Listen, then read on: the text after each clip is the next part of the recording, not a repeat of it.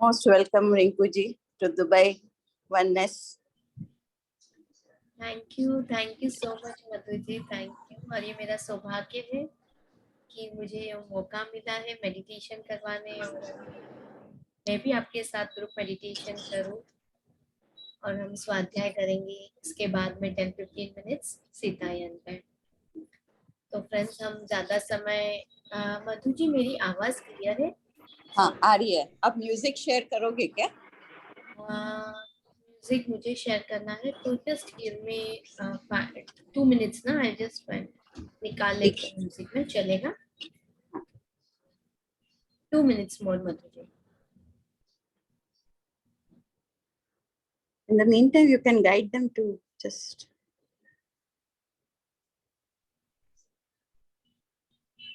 Okay, तो हम सभी आज मिलके सामूहिक ध्यान की ओर बढ़ेंगे।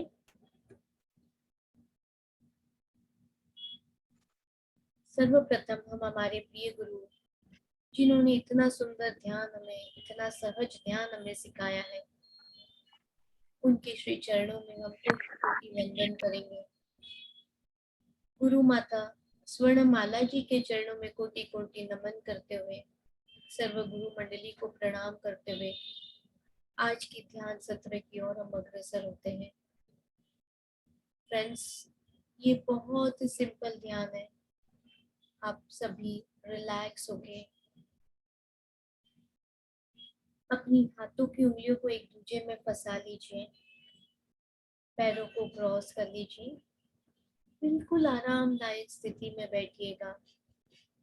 कोई तनाव नहीं, पूरे शरीर को ढीला छोड़कर और कोमलता से अपनी आंखें बंद कर लीजिए। हम 40 मिनट्स हमारे भीतर की अंतर यात्रा करेंगे, अपनी श्वासों के साथ एक होना है। और जब तक मैं ना बोलूं, आंखें बिल्कुल नहीं खोलिएगा। एक सुंदर मधुर संगीत के साथ हम इस ध्यान को आगे बढ़ाएंगे दोस्तों।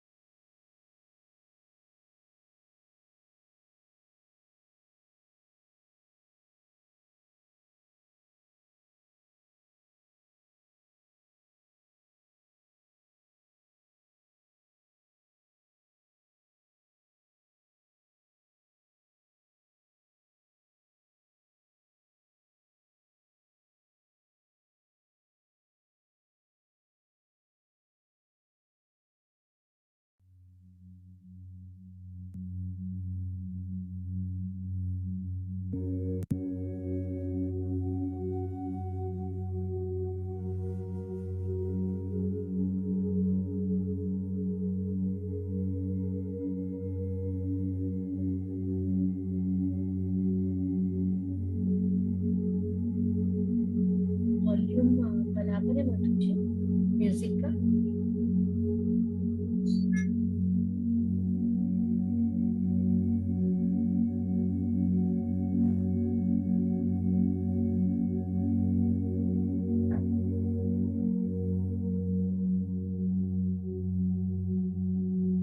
थोड़ा सा बढ़ा दीजिए।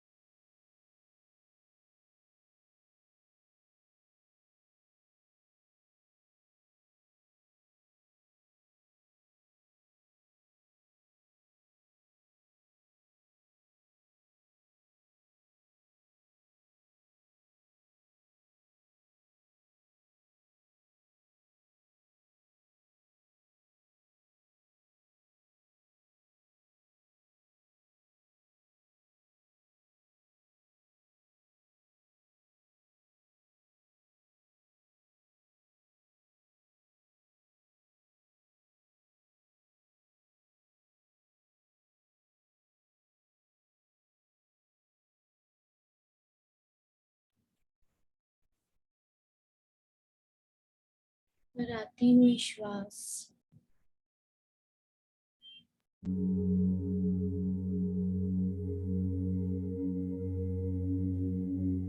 और बाहर जाती हुई श्वास के साथ एक होना है।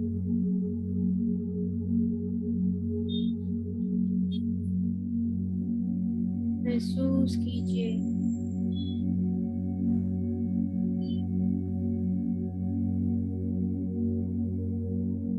हर एक श्वास को महसूस कीजिए।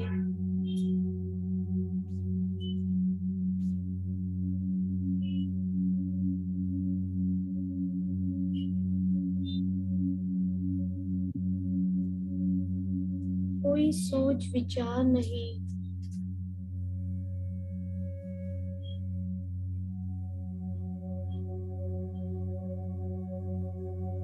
कोई मंत्र जाप नहीं,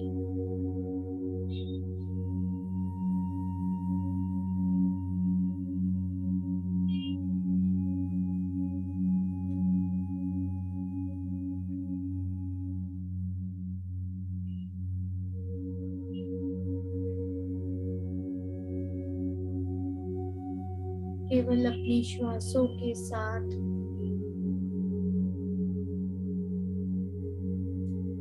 एक हो जाना है।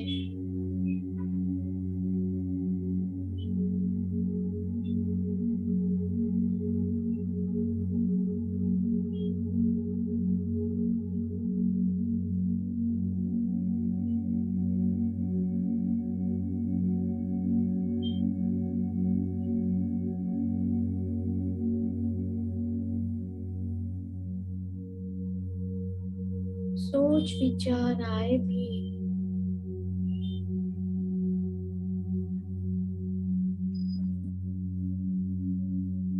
तो उन्हें जाने दीजिए। विचारों का पीछा ना कीजिए दोस्तों।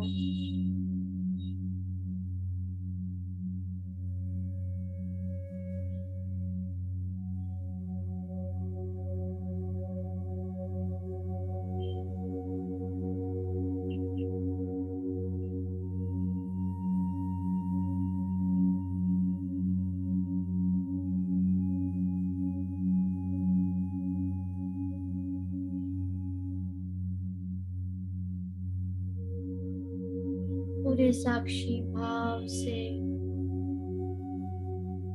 हर एक श्वास को निहारिए।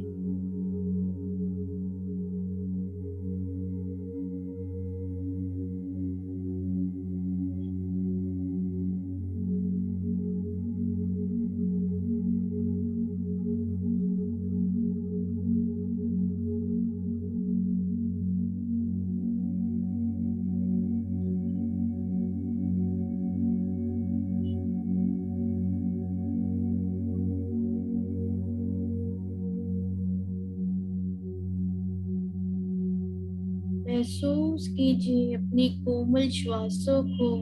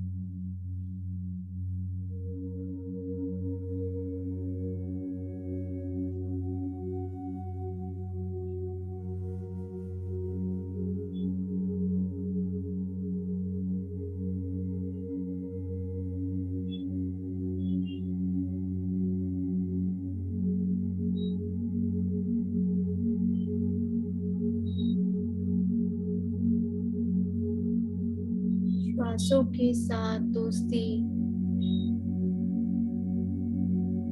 और श्वासों के साथ ही मस्ती।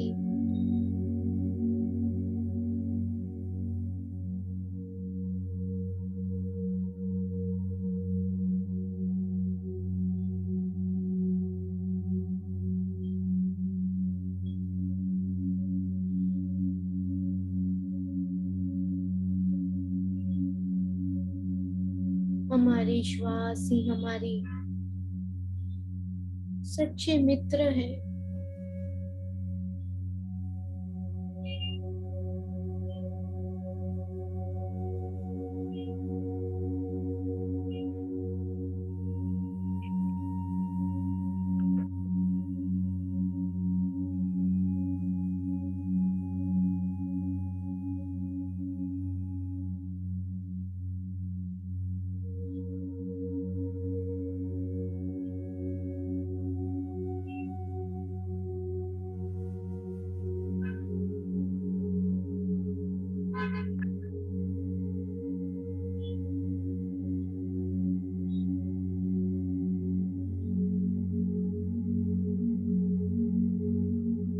विचारों का पीछा न कीजिए दोस्तों,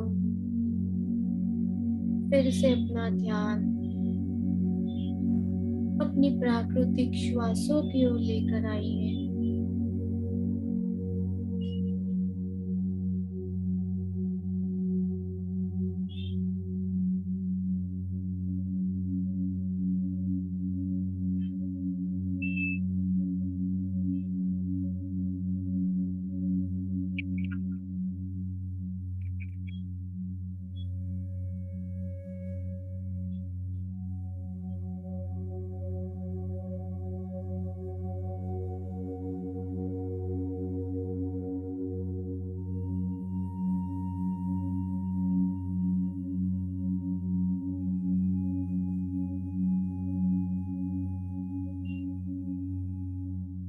हर एक श्वास को ऑब्जर्व करना है,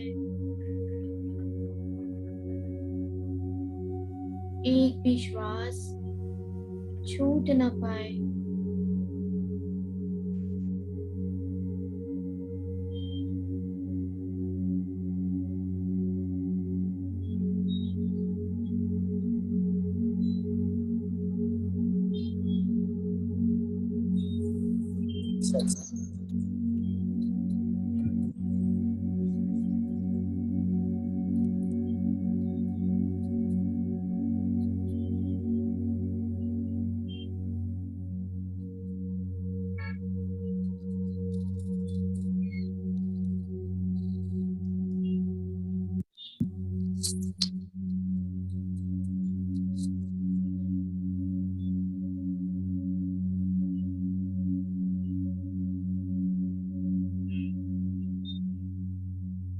जब हम हमारे श्वासों के साथ एक हो जाते हैं तो धीरे धीरे विचारों के बादल हटते जाते हैं।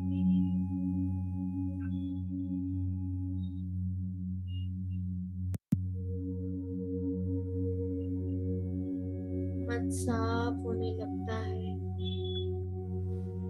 निर्विचार।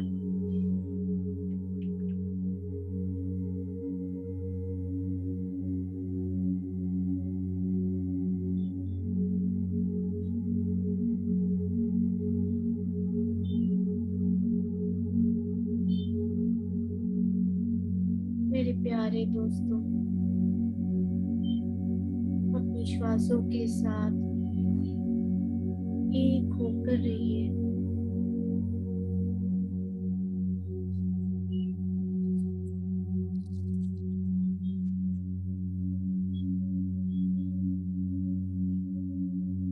कुछ नहीं करना है, केवल अपनी श्वासों के साथ बने रहना है।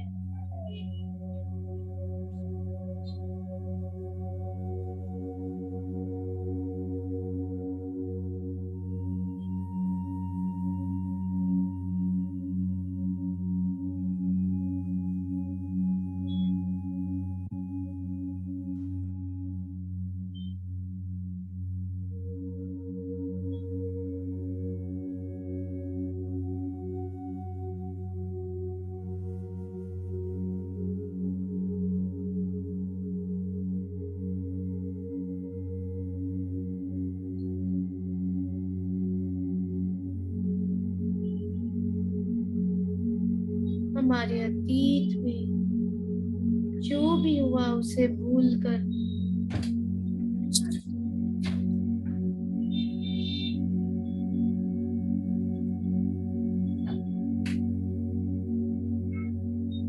कोई चिंता नहीं हमारे भविष्य की।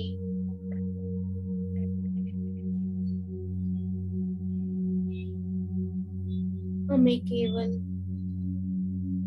और केवल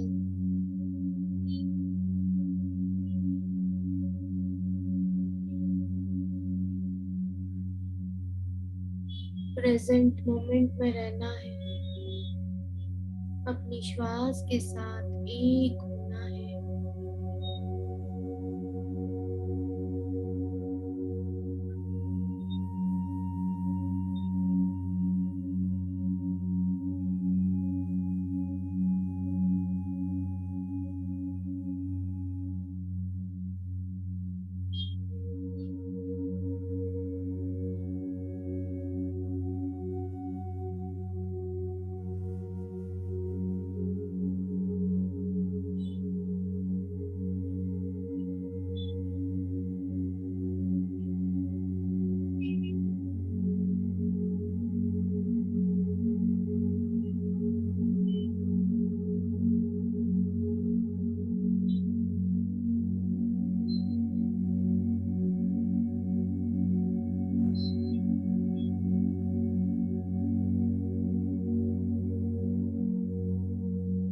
एक हो जाइए अपनी आती हुई श्वास और जाती हुई श्वास के साथ।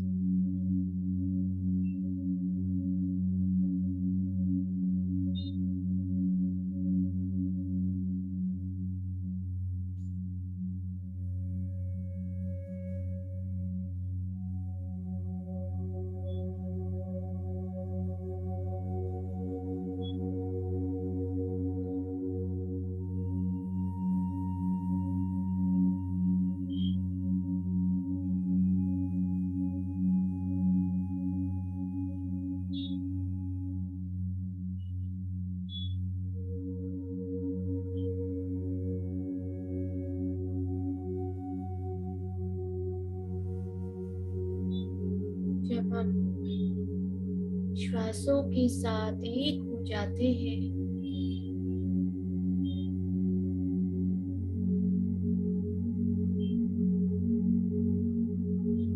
तो ब्रह्मांड की दिव्य ऊर्जा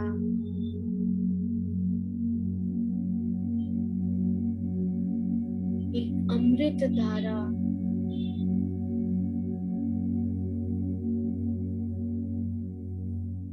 हमारे शरीर में प्रवेश करती है।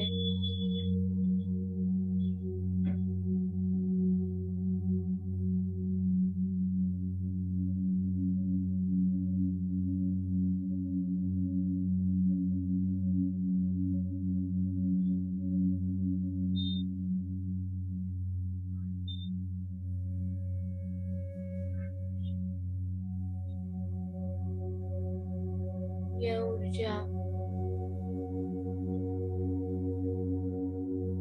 हमारे शरीर को स्वस्थता प्रदान करती है।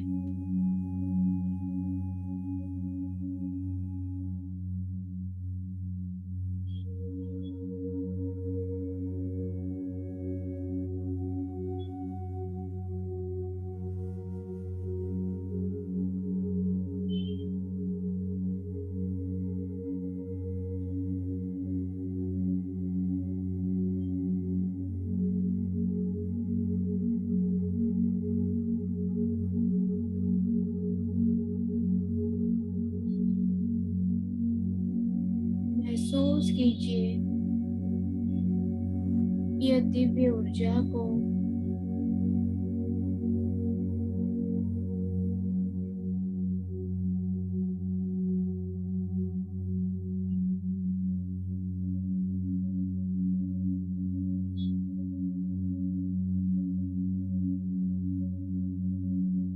आपका शरीर पूरा विश्राम अवस्था में हो गया है।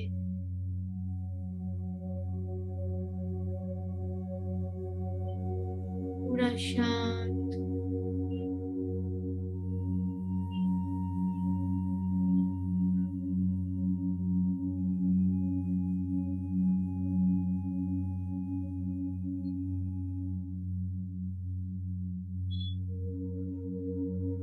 मन स्थिर हो गया है।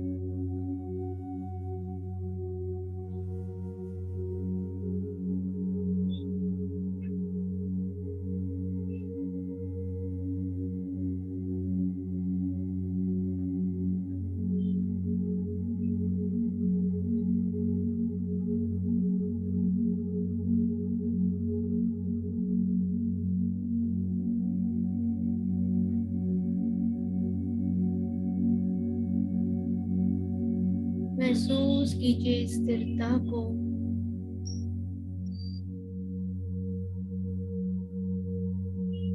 इस शांति को महसूस कीजिए।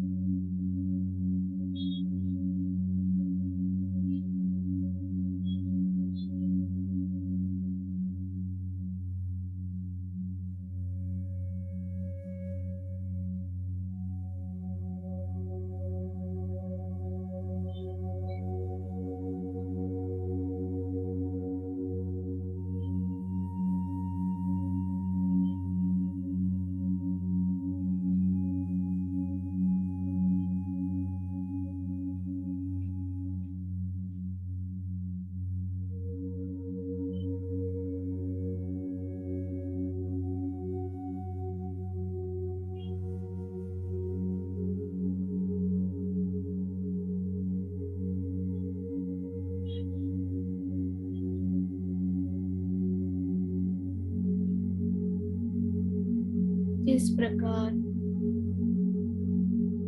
हमारे शरीर के लिए भोजन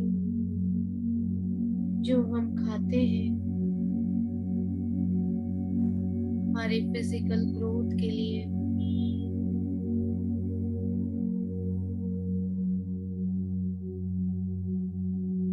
उसी प्रकार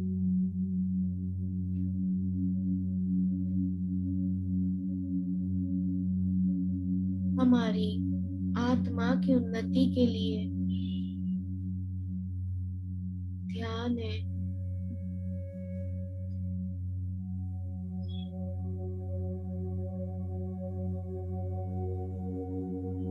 ध्यान आत्मा का भोजन है।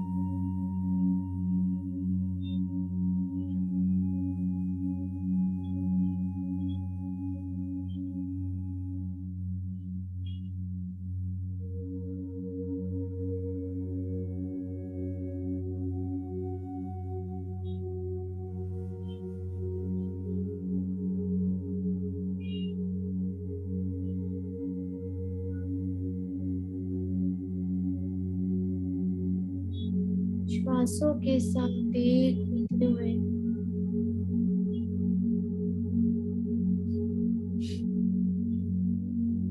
हमें और भीतर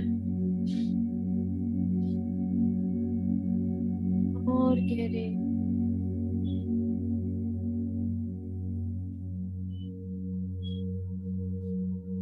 अपने असली स्वरूप को जानना है।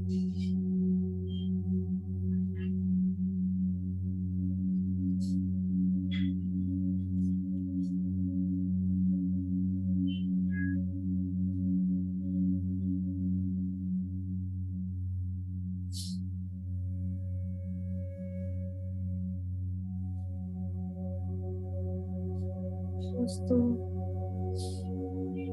और गहरे जाइए अपने भीतर।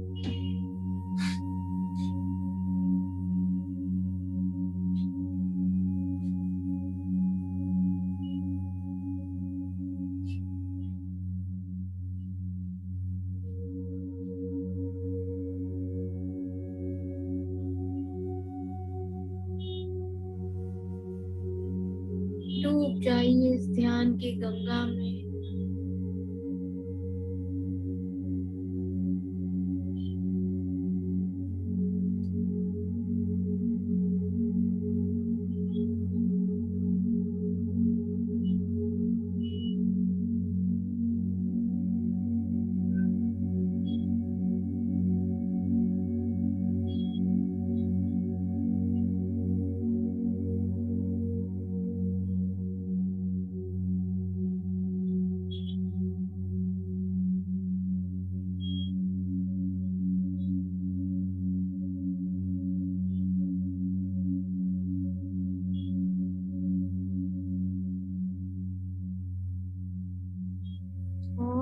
आगे जाइए,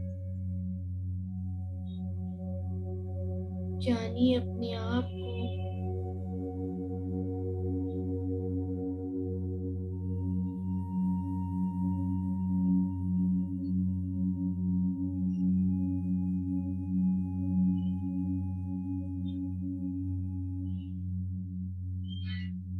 अपने दिव्य स्वरूप को पहचानिए।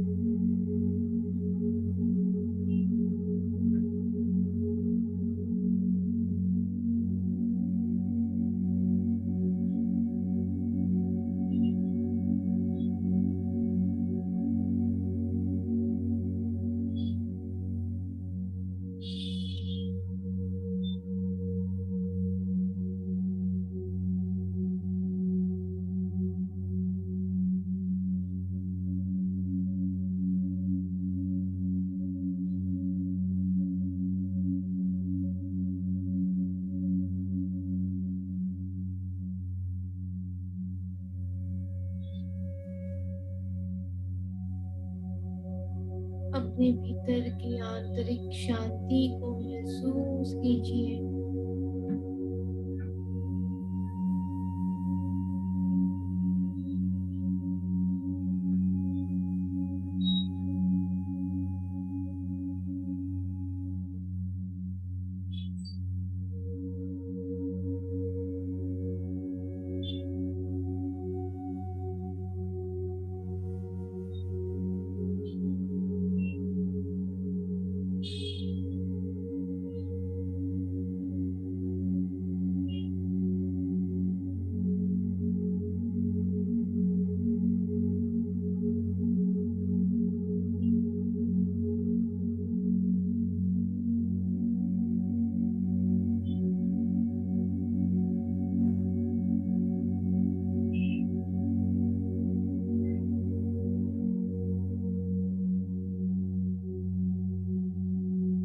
धीरे धीरे और भी गहरे हम जा रहे हैं।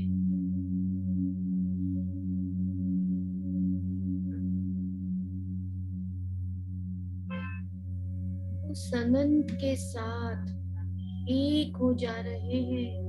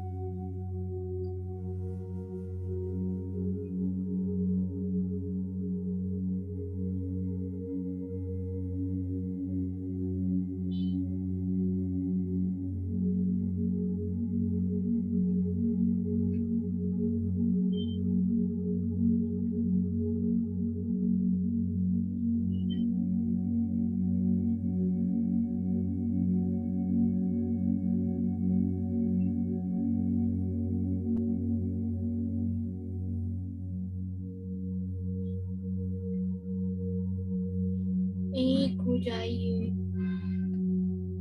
अपने भीतर उस अनंत के साथ।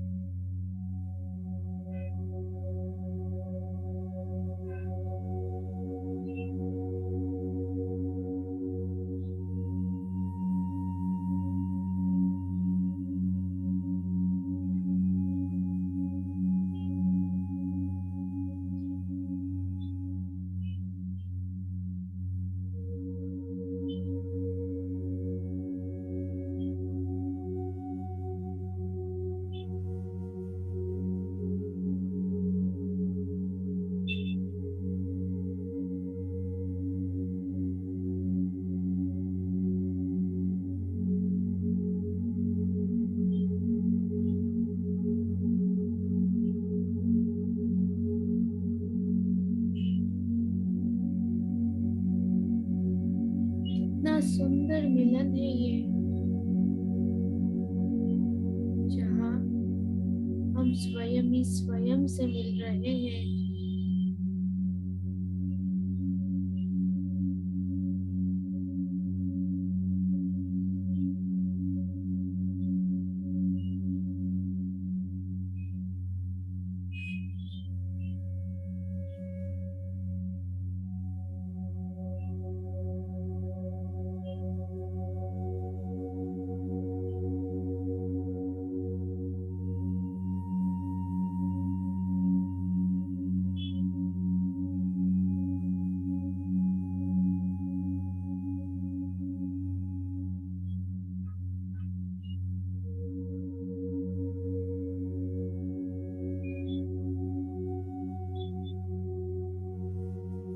आखिरी आखिरी 10 मिनट दोस्तों, बने रहिएगा।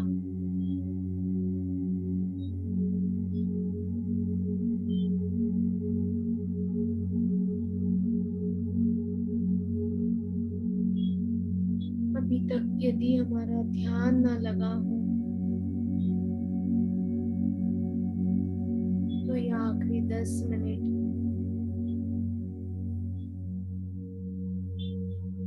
हम विचारों को साइड करते हुए, एक तरफ हटाते हुए उनको कह दीजिए 10 मिनट केवल मेरे ही हैं। और फिर से अपना ध्यान अपनी श्वासों पर लेकर आइए।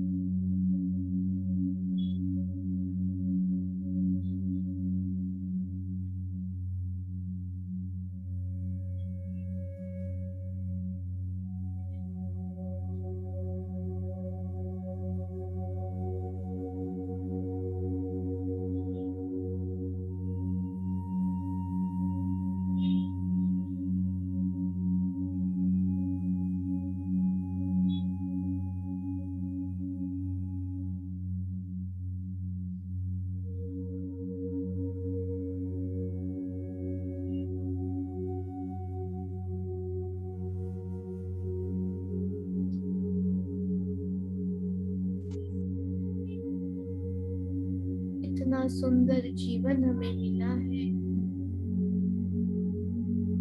इसे व्यर्थ न जाने दें।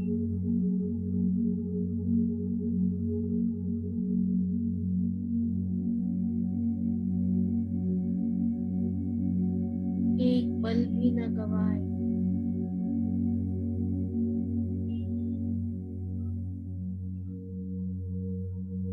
जानिए अपने उद्देश्य को कि क्यों आए हैं हम इस धरती पर, हमारा क्या पर्पस है, सोल पर्पस क्या है।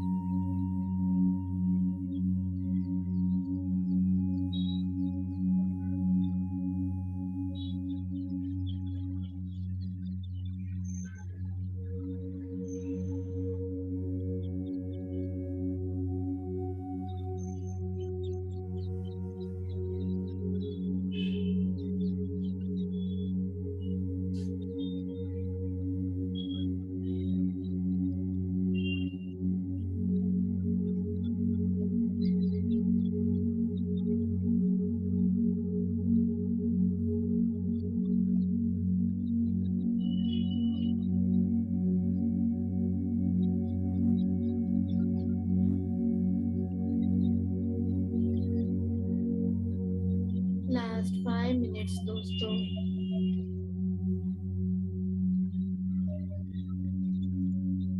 अब फिर से अपनी चेतना अपनी शरीर की ओर लेकर आइए। फील कीजिए बॉडी कॉन्शियसनेस को।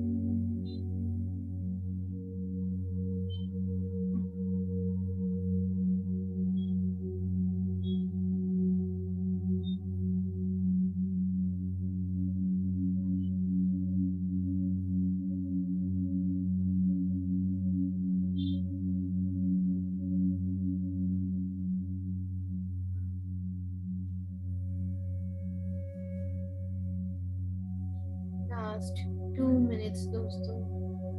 अपनी श्वासों के साथ एक होते हुए धन्यवाद करिए।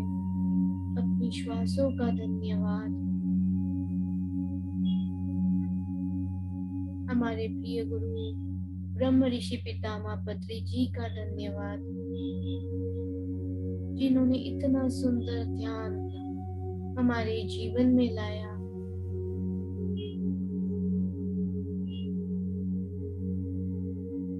इस पल का धन्यवाद।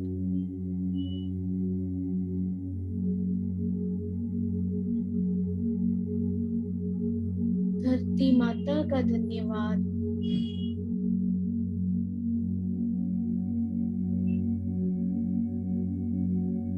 समस्त गुरु मंडली का धन्यवाद।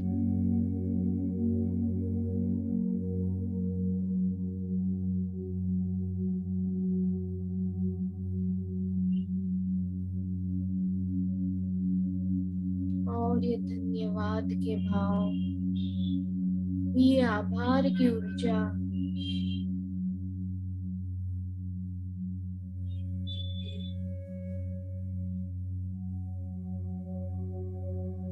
अपने भीतर, अपने कण कण में समा लीजिए।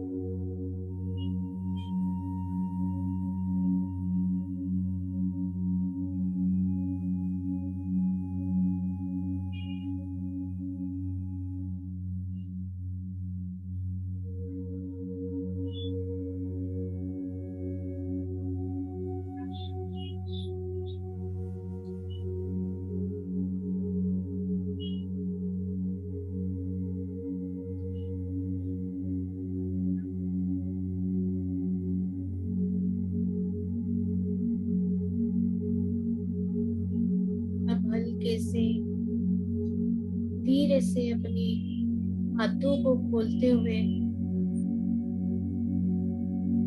अपनी आंखों पे रखिए।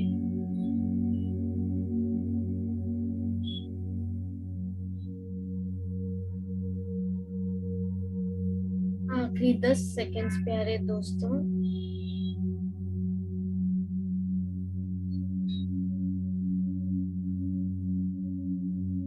10, 9, 8, 7, 6, 5, 4, 3, 2, 1, 0। अब धीरे से कोमलता से,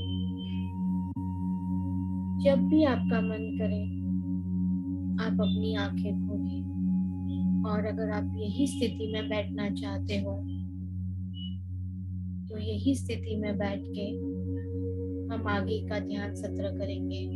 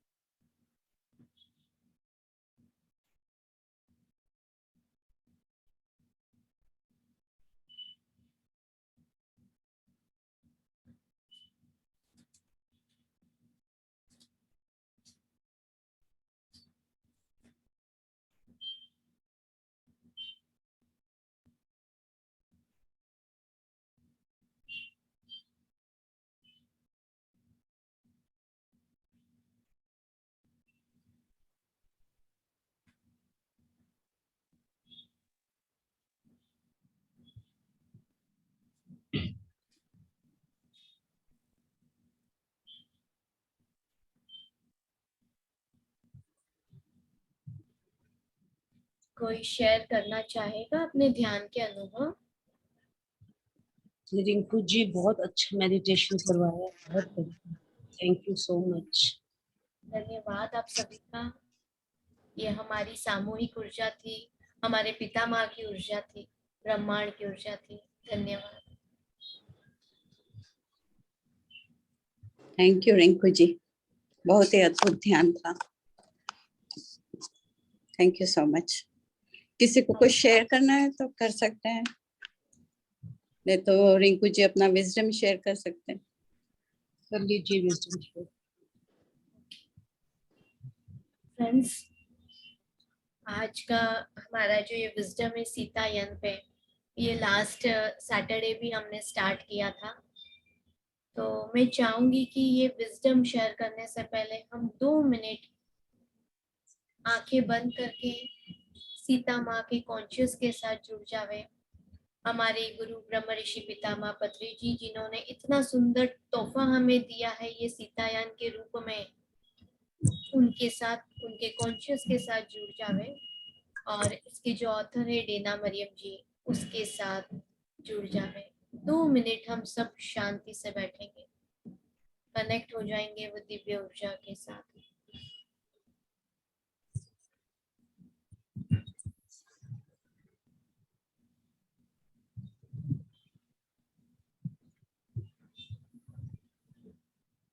हमारी कनेक्टिविटी हम इतनी स्ट्रॉन्ग करेंगे सीता माता के साथ और ऑथर डेना मरियम जी के साथ कि जो भी हम सुने, जो भी हम पढ़े, ये सीतायन बुक के द्वारा जो भी हमने जाना है, उन सब को हम हमारे भीतर आत्मसात कर सकें।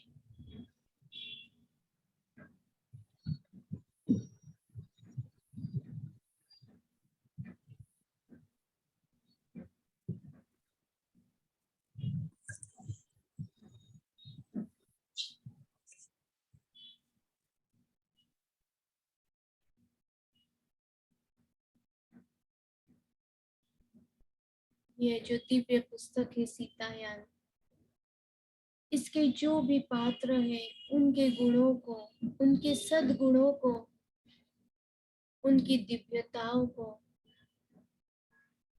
हम हमारे अंदर समा लें।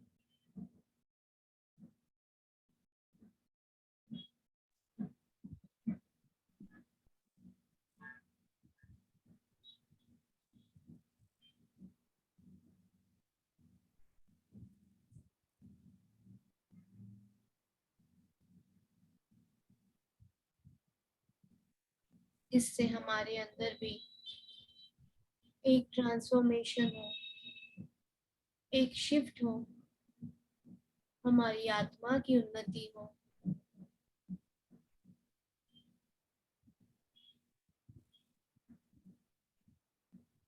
मानो जैसे हमारा एक नया जन्म हो।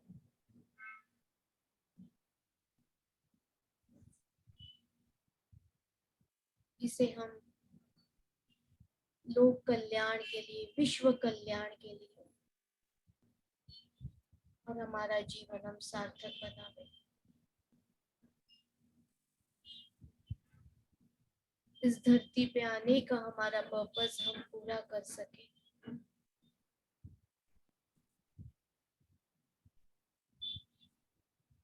धन्यवाद, धन्यवाद। हर पल केवल और केवल धन्यवाद के भाव ही हमारे भीतर है।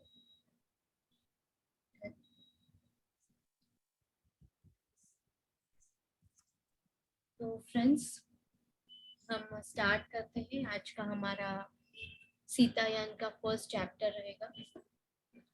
मैं समराइज करती हूँ। लास्ट वीक जो हमने जाना था, लास्ट वीक हमने इंट्रोडक्शन जाना था, जो इसके ऑथर है Dena Merriam ji, the untold story of Sita जिन्होंने लिखा है।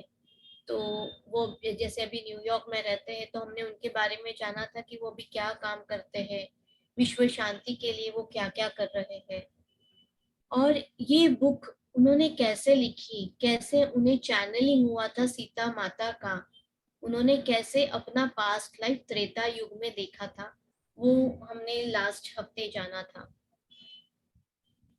फ्रेंड्स, आज जो हम पहले अध्याय की ओर जाएंगे वो है मीनाक्षी का बचपन। ये मीनाक्षी कौन? मीनाक्षी वो ही डेना मरियम जी का ये प्री बर्थ, त्रेता युग में जब डेना मरियम जी थी तो उनका नाम था मीनाक्षी। तो वो मीनाक्षी बनके अब उनकी कहानी, उनकी स्टोरी हमें बताएगी कि कैसे उनका बचपन गया, उन्होंने कैसे। उसके पहले बताऊंगी फ्रेंड्स कि ये जो बुक है ये 2 पार्ट्स में है, part 1 and part 2, untold story of Sita. तो जो पार्ट 1 है वो पूरी मीनाक्षी की स्टोरी है। मीनाक्षी मतलब जो डेना मरियम जी का जो पास्ट लाइफ त्रेता युग में था। और पार्ट 2 में जो उनका फिर से मीनाक्षी के बाद में जो उनका पुनर्जन्म हुआ था वो है। और वो ही पुनर्जन्म उन्होंने इस लाइफ में अपना देखा था। जैसे मैंने लास्ट वीक में बताया था कि रघुनाथ मंदिर टेम्पल में, रघुनाथ मंदिर में जब उन्होंने श्री राम जी के चरणों की मूर्ति के आगे जब उन्होंने अपना सिर नवाजा था, तब वो पास्ट लाइफ त्रेता युग में गए थे। तब उन्होंने जो पुनर्जन्म हुआ था, जो ये अब आएगा पार्ट 2 में, वो उन्होंने देखा था। तो फ्रेंड्स, मीनाक्षी का बचपन, हम ये पहला जो अध्याय है इस बुक का वो है मीनाक्षी का बचपन। जो मीनाक्षी, जो ये ऑथर है, तो ये मीनाक्षी जो है ये मिथिला में रही हुई थी। हम सब जानते हैं मिथिला वेदर आज जिसे हम कहते हैं, जो जनक राजा का राज्य हम सब जानते हैं, हमने रामायण में भी जाना है, मिथिला का नाम हम सब ने सुना है। तो ये मीनाक्षी जो है ये गरीब ब्राह्मण परिवार में पैदा हुई थी, और बचपन में ही इन्होंने अपनी माता को खो दिया था। तो ये सिर्फ इनको याद भी नहीं है, लाइक इतनी छोटी थी कि इनको अपने माँ के बारे में कुछ याद भी नहीं है। इन्होंने जब से होश संभाला वो ही जाना है कि इनके परिवार में सिर्फ ये 2 ही लोग हैं, मीनाक्षी और उनके पिता। उनके पिता का नाम है, बताया है, दुष्यंत। तो ये जो दुष्यंत और ये जो मीनाक्षी है, इनके कई पीढ़ियों से ये लोग ये राज परिवार में, राज घराने में सेवा करते थे, जनक राजा के राज परिवार में सेवा करते थे। ये जानते थे, इन्हें ऐसा था कि इनको अभिशाप मिला था, कोई ऋषि मुनि से कोई शाप मिला था कि इन्हें, इनकी पीढ़ियों पे दुर्भाग्य रहेगा। और तो ये दुष्यंत जी जो थे, तो इन्हें लगता था कि ये जब जनक बाबा की सेवा करते हैं, जनक बाबा के दरबार में काम करते हैं, तो वो जो प्रभाव है वो काफी हद तक कम हो जाएगा। जो दुर्भाग्य, क्या जो हम बोलते हैं ना कि इनको कोई श्राप मिला था, तो वो श्राप का जो पावर है वो कई हद तक कम हो जाएगा जनक बाबा के आशीर्वाद से। दुष्यंत इनके दरबार में, जनक बाबा के दरबार में, जनक बाबा में इसलिए कह रहे हैं तो क्या, जनक राजा जो इनका नाम एक्चुअली सिरध्वज, और इनको प्यार से एक पितृ भाव से सभी बाबा बुलाते थे महल में। क्योंकि जनक बाबा का कैरेक्टर कैसा था, बहुत सौम्य, एकदम मृदुभाषी, शांत स्वभाव। फ्रेंड्स, वो राजा तो थे ही, वो ध्यानी थे, और वो बहुत बड़े ज्ञानी भी थे। जैसे हमें पितामह हमेशा बोलते हैं कि ध्यान करो बाबा, ध्यान करो। हमेशा बोलते हैं ध्यान से मिलता ज्ञान और ज्ञान से मुक्ति। तो जनक बाबा भी हमेशा ध्यान करते रहे और बहुत बड़े ध्यानी से वो ज्ञानी बने, और वो एक टाइप के ऋषि थे। जो हम बोलते हैं ना पंडित होता है जिसमें बहुत विद्वान होते हैं, बहुत ज्ञान है, वो ज्ञान का भंडार जनक बाबा में था। और वो सबका समाधान करते थे, जिसे भी प्रॉब्लम्स होती थी, जो भी उनके पास आते थे, वो सबको सबकी प्रॉब्लम्स का समाधान निकालते थे, सबको अपना ज्ञान बांटते थे। वो राजा थे, पर फिर भी उनको उनके पास सबके लिए, भले ही वो कोई भी साधारण मनुष्य क्यों नहीं हो, कोई भी छोटे लेवल का क्यों नहीं हो, वो सबके लिए एक समान थे, सबके लिए अपना समय निकालते थे।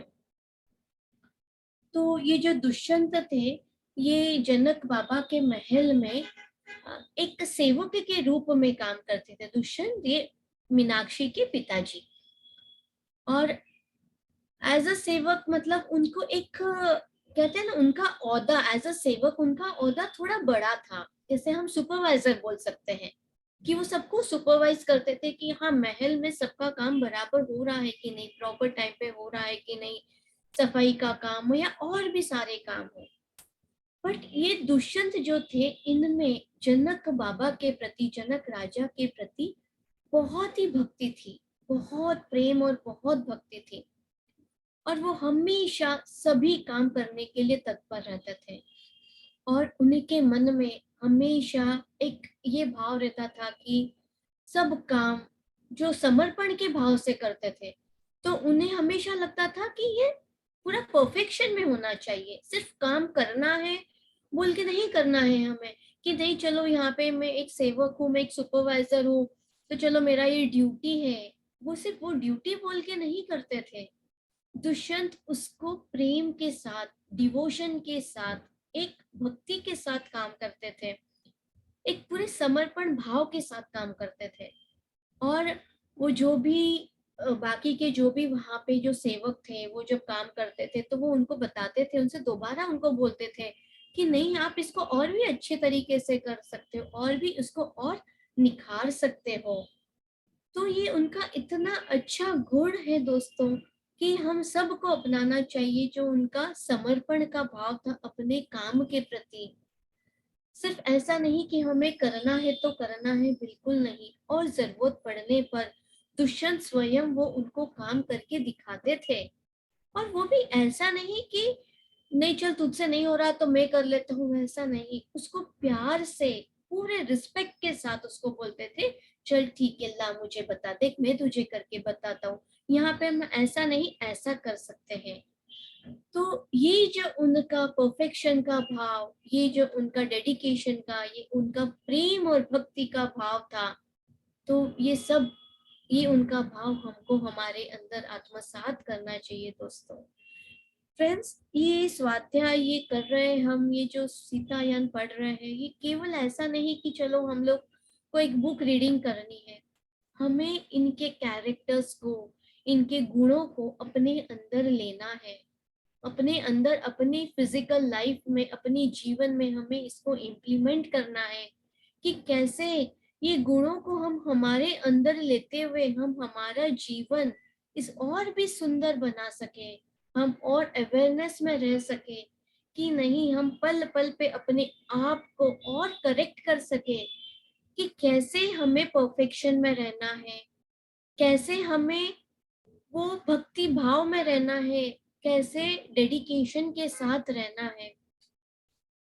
तो दोस्तों, मीनाक्षी जब ये देखती थी कि उनके पिताजी तो जहाँ पे सेवकों में अगर उनका थोड़ा ओहदा बड़ा है, एज अ सुपरवाइजर है, जैसे हम ऑफिसेज में भी देखते हैं कि मैनेजर होता है।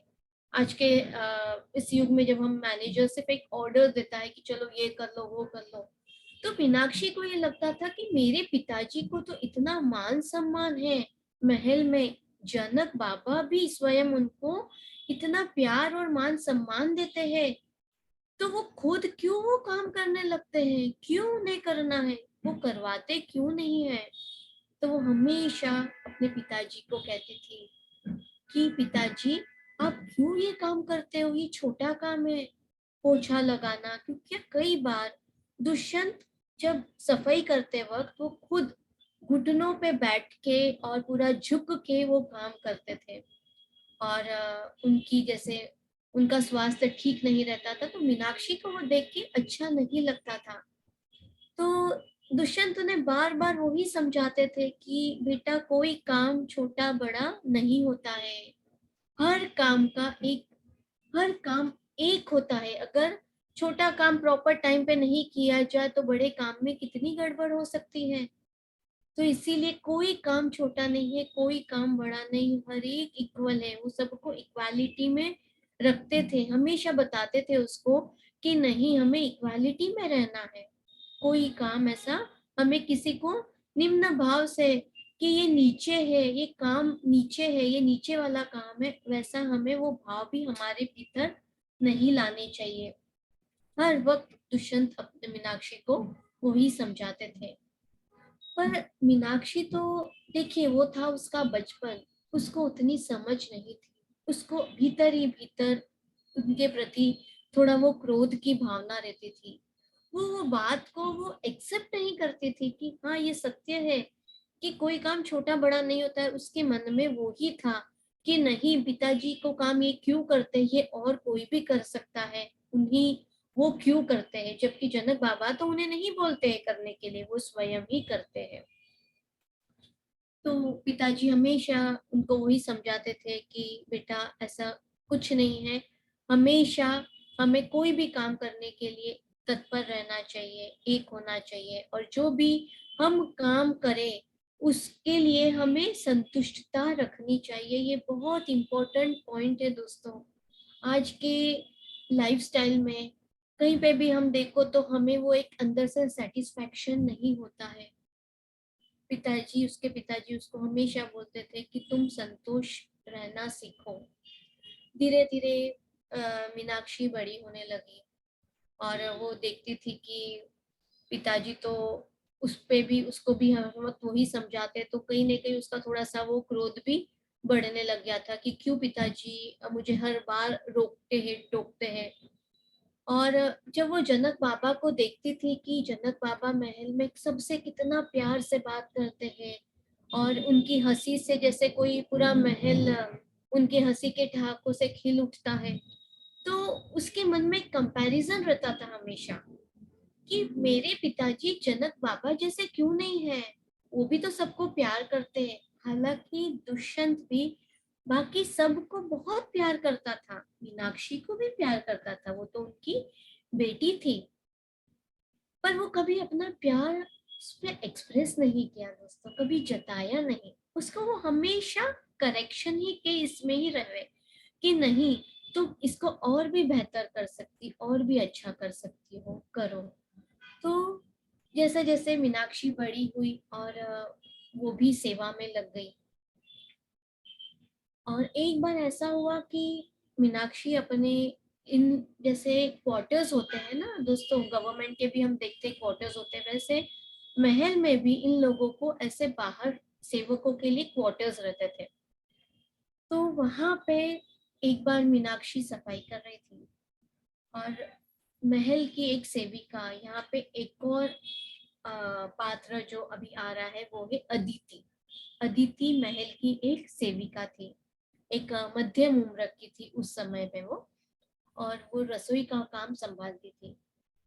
और वो ही एक ऐसी थी जो मीनाक्षी को, मतलब मीनाक्षी जैसे उससे थोड़ा क्लोज थी, तो वो हमेशा मीनाक्षी को बोलती थी कि अरे तुम्हारे पिताजी तुमको अच्छा बनाने के लिए और बेहतर बनाने के लिए कर रहे हैं मीनाक्षी, उनके मन में तुम्हारे लिए ऐसा कुछ नहीं है, वो तुमसे उतना ही प्यार करते हैं, बट वो सिर्फ अपना प्यार दिखाते नहीं है, क्योंकि वो चाहते हैं तुम एक उनके जैसे निखर के आओ, उनके जैसा बनो।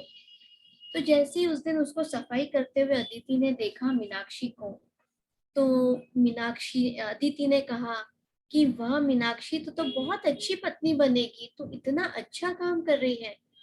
जैसे ही ये दुष्यंत ने सुना, तो उनके मुख से हम निकला कि ये कभी विवाह नहीं करेगी।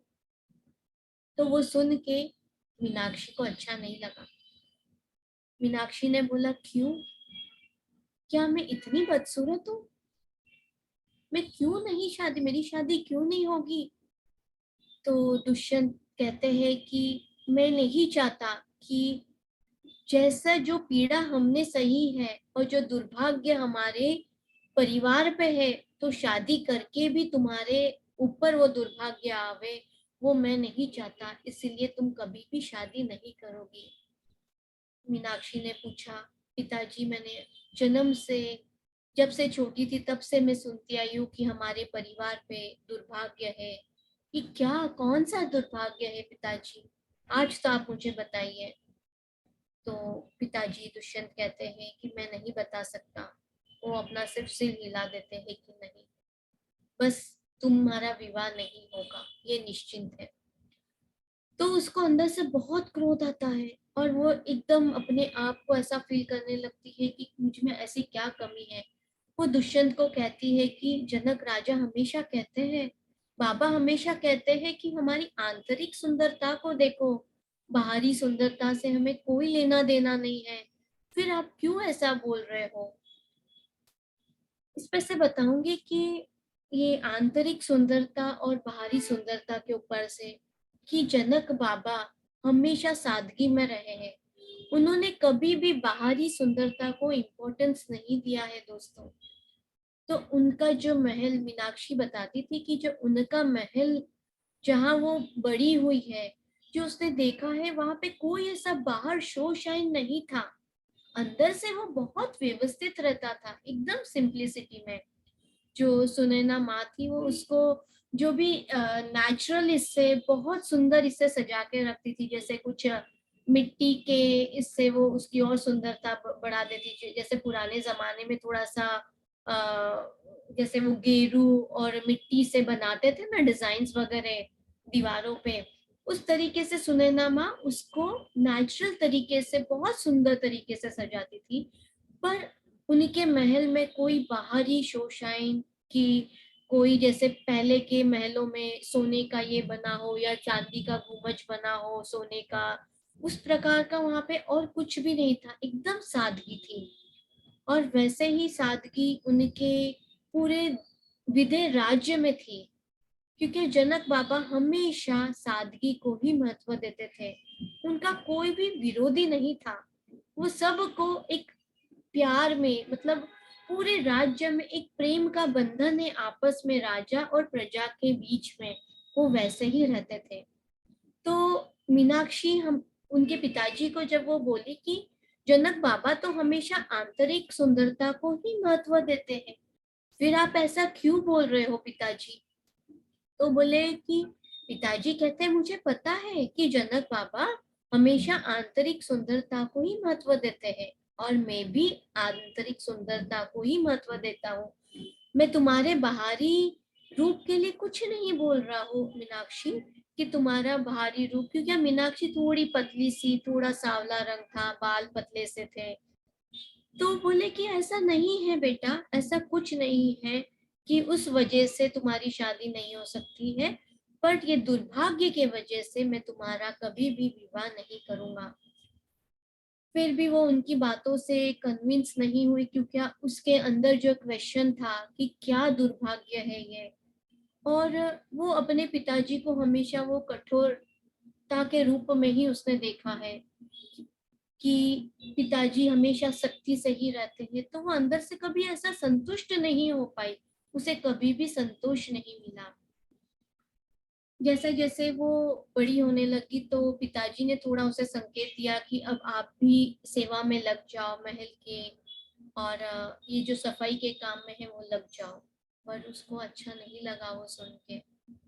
तो उसने अपने पिताजी को कहा कि पिताजी क्यों ना मैं अदिति की मदद करूं रसोई घर में। अदिति जो रसोई में काम करती है, अब मैं भी थोड़ी बड़ी हो गई हूँ तो मैं रसोई में तो आराम से काम कर सकती हूँ, मैं उसके साथ वो काम करूंगी। पर उसके पिताजी उसको चाहते थे कि उसको निखारना चाहते थे, उसको वो अंदर से वो उसको परिवर्तित करना चाहते थे, चेंज करना चाहते थे, कि जब तक ये वाला काम नहीं करेगी, इसको इसका इम्पोर्टेंस नहीं समझेगा, उसको नहीं पता चलेगा कि वो जो काम करते हैं, जो नीचे का भी, जो झाड़ू लगाने का काम है या पोछा लगाने का काम है, सफाई का काम है, उसका भी उतना ही इम्पोर्टेंस है, या जो वो काम करते हैं, जो लोग वो काम करते हैं, उसकी भी उतनी ही वैल्यू है। ये दुष्यंत उसको सिखाना चाहते थे। तो उन्होंने अपना सिर हिलाया और कहा, नहीं मीनाक्षी, तुम्हें ये काम करना है। फिर एक बार ऐसा हुआ दोस्तों कि महल में ऋषि मुनि और मेहमान आने वाले थे।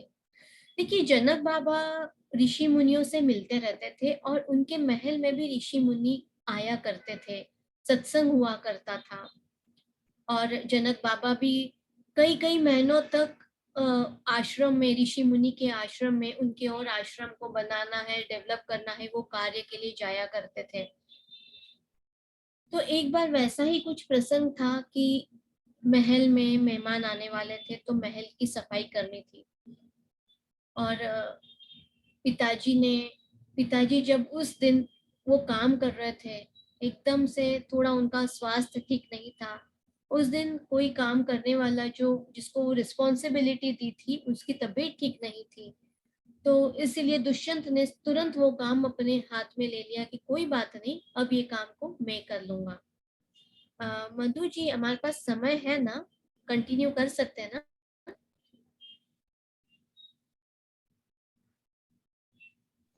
और कितना, till 7 you want to take?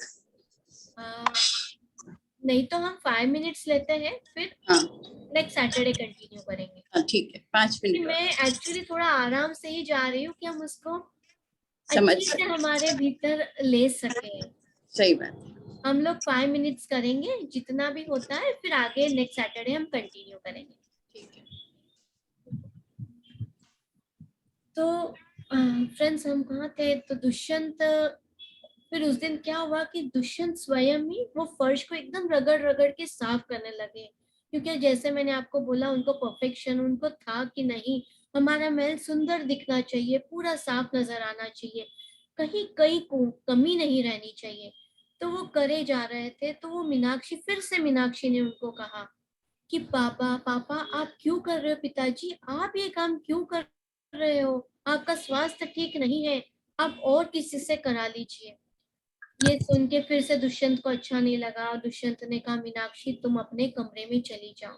उसको क्रोध आया, वो चली गई और वहां जाके वो बहुत रोने लगी कि हर बार मेरे साथ ऐसा ही पिताजी क्यों करते हैं?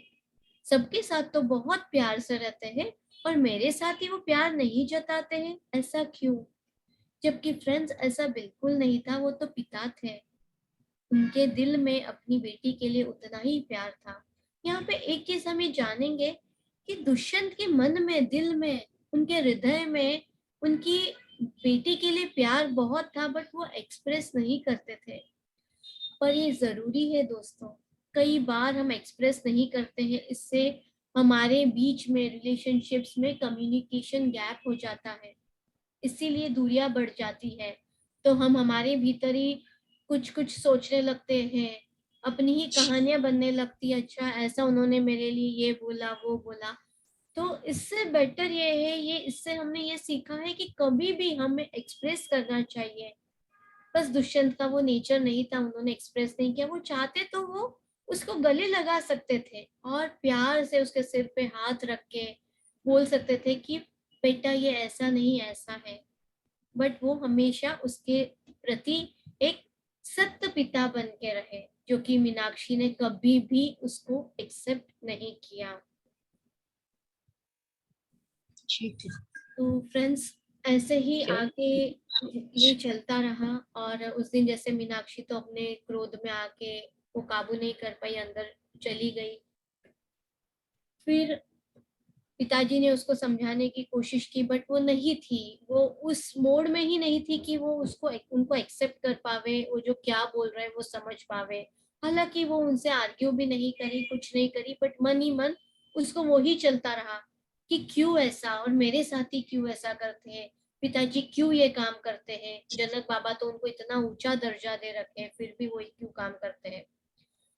फिर आगे एक ऐसा हुआ कि यही चलता रहा। मीनाक्षी 1-2 साल और निकल गए। फिर मीनाक्षी एक बार फिर से, पिताजी वही काम कर रहे थे, तो मीनाक्षी ने कहा, पिताजी इसके लिए कोई युवक रखना चाहिए। तो दुष्यंत कहते हैं, हाँ बिल्कुल, इसके लिए एक युवक ही रखना चाहिए, एक युवा सेवक होना चाहिए। और उनका इशारा था मीनाक्षी की ओर कि अब मीनाक्षी ये काम तुम करोगी।